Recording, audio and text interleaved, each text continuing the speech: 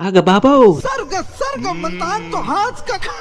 राम राम मंडळी, मी Govind. Last blog मध्ये तुम्ही बघितलं कसं गल्ली बोळे करत आम्ही ह्या रिसॉर्टला पोहोचलो.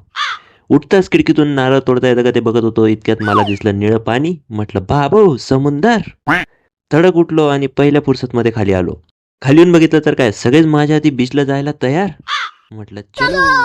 मी एकदा ऐकलो होतं स्वर्ग का रास्ता नरक से होके जाता है. आता मला समजलं असं का म्हणतात.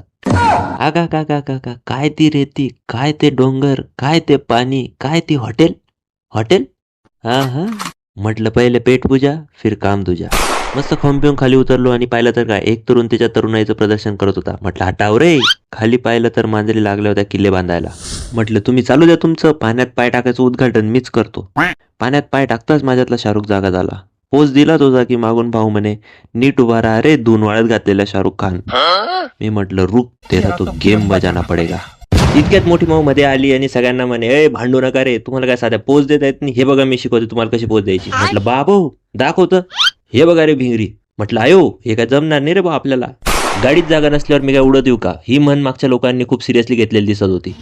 तितक्यात आमच्या ऑर्गनायझर्सने रील बनवायची सुरुवात करून टाकली. मग असंच काही फॅमिली रील शूट करून मन नसतानाही सामानावरून निघालो. आता पुढे आम्ही कुठे जाऊ हे पाहण्यासाठी तुम्ही घ्या फॉलो करून. भेटून नेक्स्ट ब्लॉग मध्ये.